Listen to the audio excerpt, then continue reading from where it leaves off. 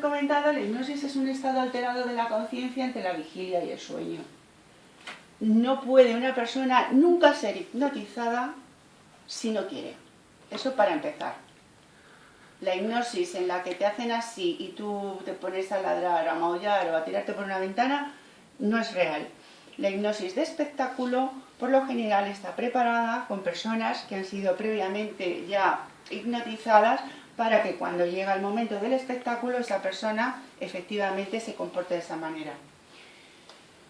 Vamos a ver en lo que es la hipnosis en nuestro cerebro cómo y para qué, de qué manera es la herramienta y cómo se puede utilizar. Tenemos una parte que es como si dijéramos la parte lógica, la parte cognitiva, la mente consciente. Aquí pone que es un 12%, otros dicen que es un 8% y otros dicen que es un 10%. Bueno, vamos a ir por ahí. Y luego tenemos lo que es la parte del subconsciente, o sea, que está por debajo del consciente.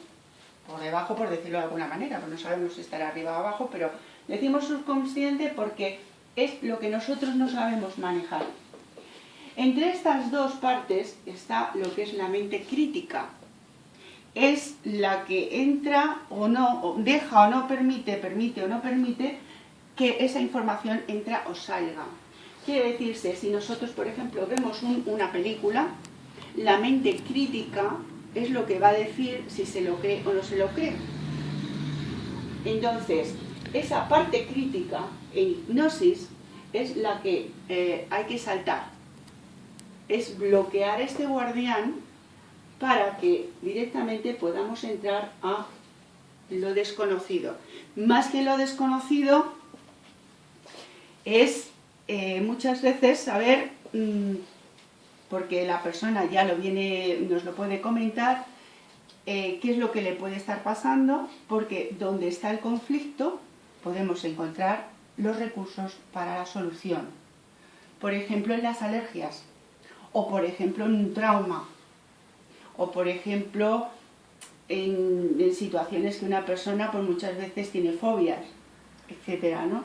Entonces, como de una manera cognitiva normal la persona lo que siente es, por ejemplo, una fobia, no podemos automáticamente pasar de la mente, de la mente cognitiva al subconsciente tan ricamente.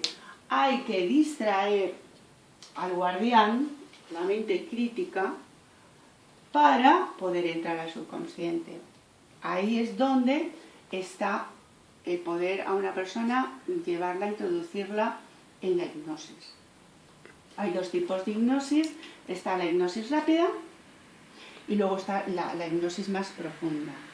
Hay hipnosis que realmente, pues como ahora al principio con vosotros hemos empezado y hemos estado muy poquito tiempo, pero a lo mejor sí lo suficiente para que os podáis poner en una situación, y luego hay una hipnosis mucho más profunda desde donde vamos a poder manejar mejor los traumas o lo que la persona necesita o quiera que se pueda solucionar o ayudarle a conocer. La mente consciente y la mente subconsciente, como hemos visto en el plano antes de lo que es el cerebro, aquí lo pongo como un iceberg para que lo veáis a lo mejor de una manera más simple.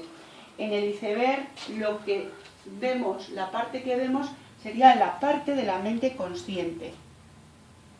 Fijaos que poquito en comparación a todo lo que tenemos en nuestra mente, pero que no sabemos qué es. Pero en realidad lo que nos maneja, lo que nos dirige en la vida es esto. La mente consciente realmente es prácticamente nada y sin embargo nosotros pensamos que lo es todo, ¿no? Y es todo lo contrario. Cuando suceden acontecimientos en la existencia que no sabemos ni cómo, ni dónde, ni por qué, vienen originados desde nuestro subconsciente. Y aquí es donde empezamos con el tema del árbol genealógico. Una frase que dice Alejandro Jodorowsky, yo le tengo mucho respeto porque es una persona, aparte de que le conozco personalmente, es una persona para mí bastante como diría, poco comercial, ha llevado una vida muy, muy peculiar, pero creo que es un gran buscador de las cosas. Dice, tu familia, tu pasado, tu árbol genealógico es el culpable de tus problemas actuales. Esto, que parece tan dramático, es una gran verdad. Y es una gran verdad no solamente porque lo diga Jodorowsky, a mí me caiga bien Jodorowsky, sino porque yo desde mí misma lo he vivido. Y no sabéis hasta qué punto en nuestra existencia, de manera matemática, nuestra genealogía nos marca. Yo aquí os he hecho este dibujito, es un poco simple, pero es mi manera de explicar cómo funciona esto. Cuando nosotros nacemos, realmente no tenemos ese cabezón tan grande que tienen los bebés, no lo tenemos inmaculado. Cuando nacemos tenemos ya una serie de herencia, tanto biológica como emocional, que están en nuestra subconsciente, incluido la concepción del propio niño cuando nace, cómo es concebido, qué ocurre cuando está en el vientre materno, cómo es el parto. Todo eso son programas que van a estar en nuestro subconsciente y que van a hacer que, como cuando ponemos una lavadora, vaya ejecutándose el programa de lavado, el programa de aclarado y el de centrifugado hasta que se acaba la lavadora. Esto nos pasa a todos los días de nuestra existencia. Y la diferencia está en que lo sepamos o en que nos sucedan las cosas sin saber por qué. Otra cosa que también es importante es la memoria celular. La memoria celular es algo que cada célula de nuestro cuerpo está como un microchip condensada toda la información de nuestro cuerpo, de nuestra familia, de todas nuestras existencias. Quiere decirse con esto que como la ciencia cada vez va investigando más, lo que antes pensábamos muchas veces que eran tonterías nuestras, o que fíjate, yo parece que he tenido otra vida, o esto me suena y es familiar, la ciencia nos viene a decir ahora que no estamos equivocados y que cada célula de nuestro cuerpo tiene memoria y que cada célula de nuestro cuerpo ancestralmente tiene toda esa información. Luego están los estados emocionales, ¿vale? Los estados emocionales es algo que parecen como ríos, como tsunamis, como tormentas. Un estado emocional nos puede dejar en un estado físico y anímico fuera de lugar, como un estado emocional satisfactorio nos puede hacernos sentir que estamos en el cielo, que la vida es preciosa y que podemos con todo, ¿no? Entonces, los estados emocionales, ahora mismo hay mucha investigación en el sentido de cómo podemos manejarlos.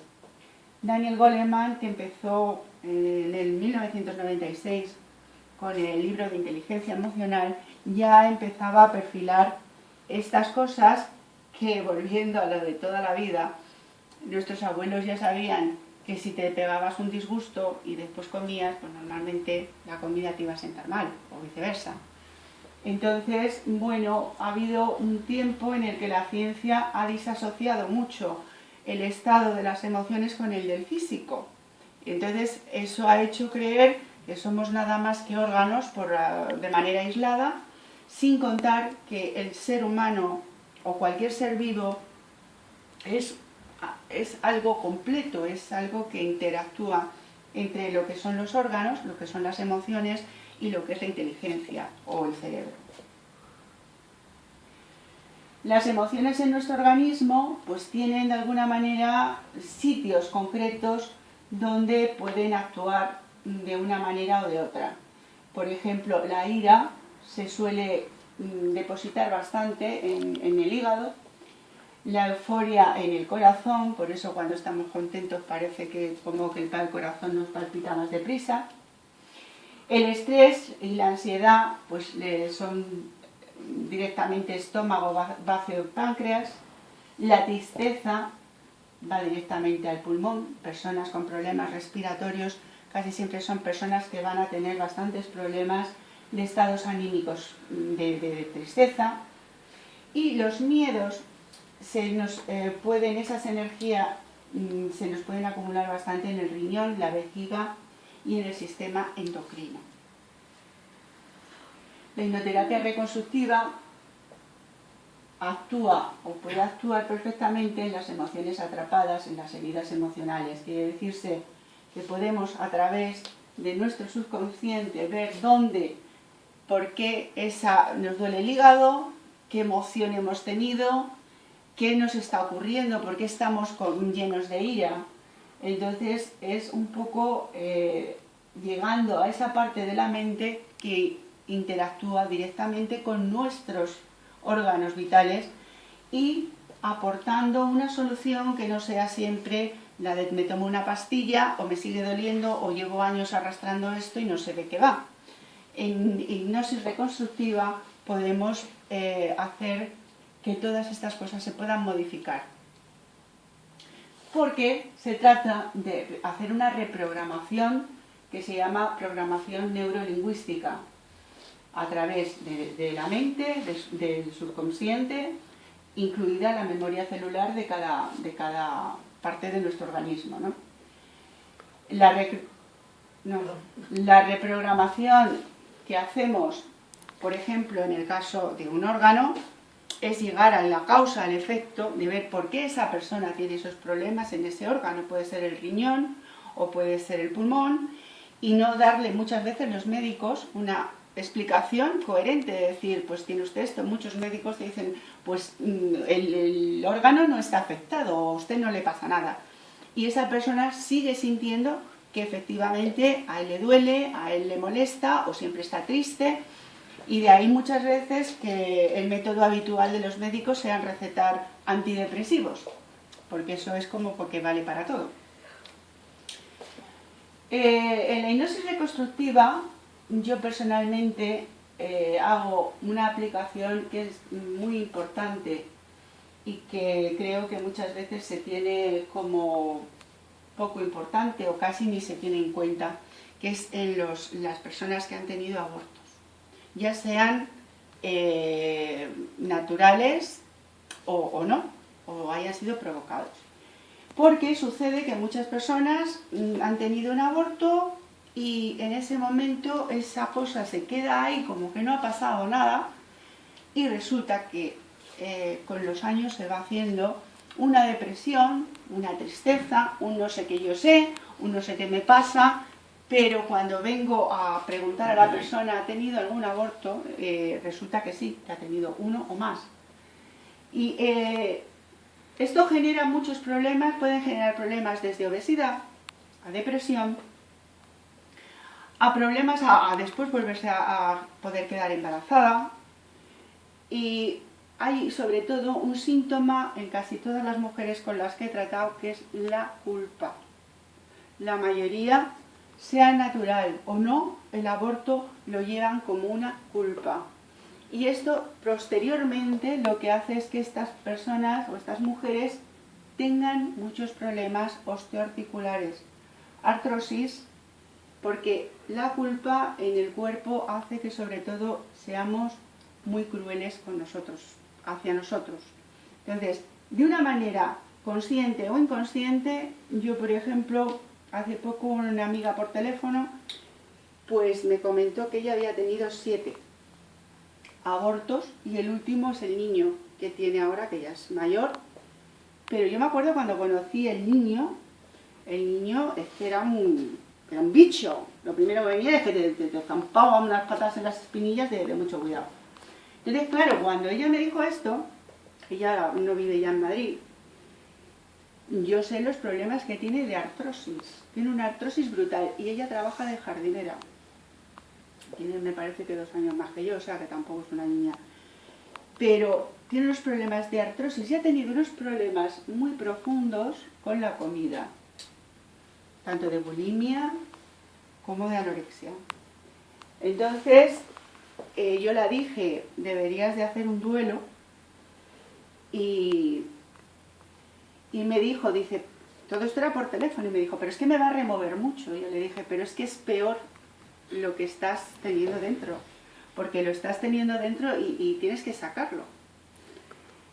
Con las personas que he trabajado en el tema, o con las que trabajo en el tema del aborto, realmente la hipnosis es muy importante, porque hay cosas que la misma persona ni recuerda, simplemente están ahí y están haciendo mucho daño.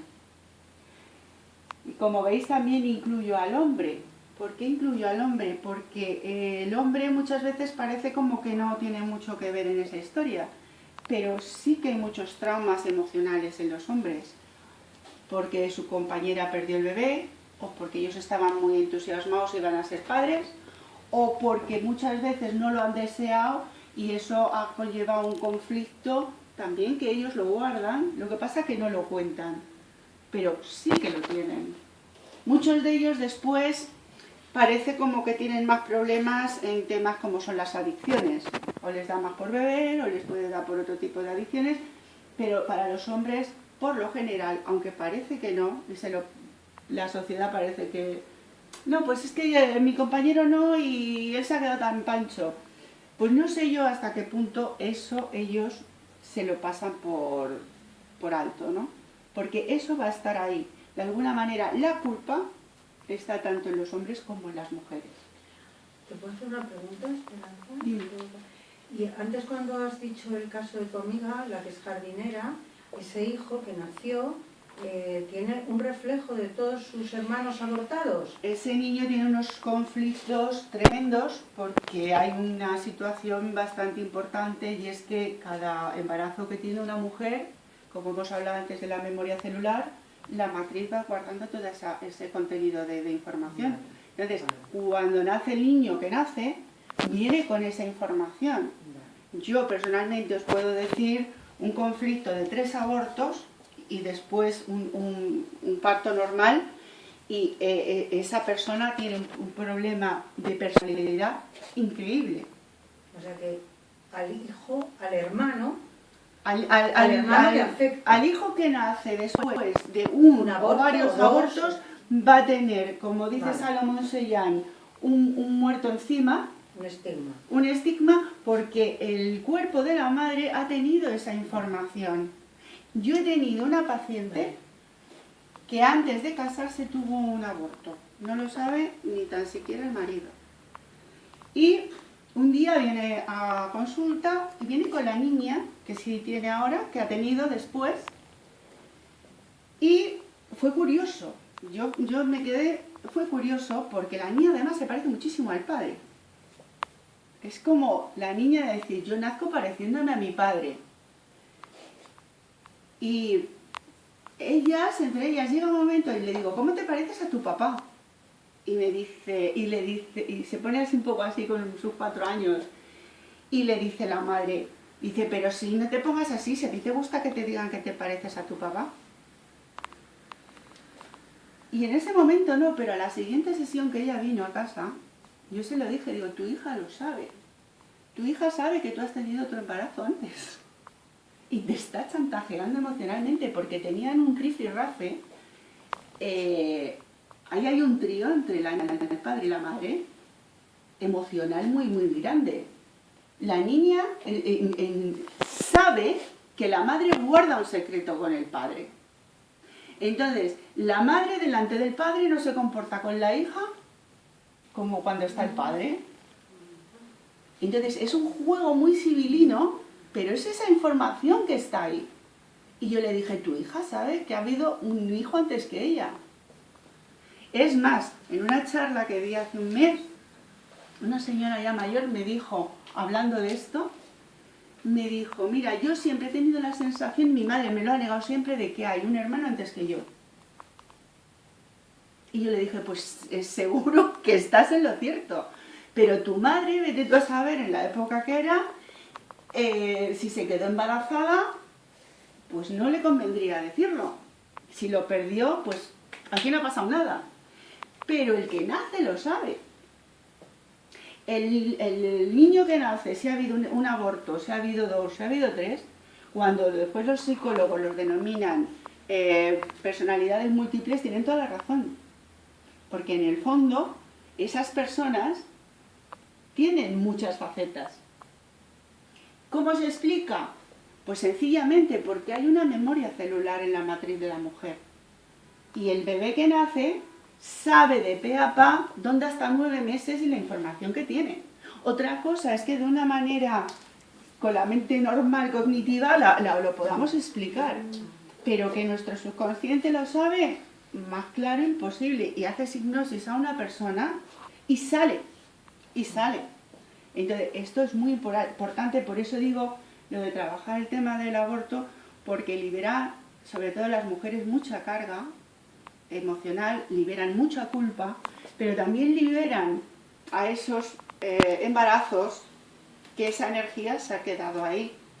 Entonces, es muy importante. Yo creo que ahora mismo, si se pudieran liberar o trabajar con tantas mujeres como en estos años se han podido perder bebés, queridos o no, yo creo que la sociedad ha dado un cambio brutal, porque sería una limpieza, pero vamos, es una de las cosas que más me estoy enfocando, porque es que veo las mujeres cómo lo sienten, cómo lo viven, cómo después te dicen, es increíble lo bien que me encuentro, me he podido despedir de ese bebé que jamás hice la despedida.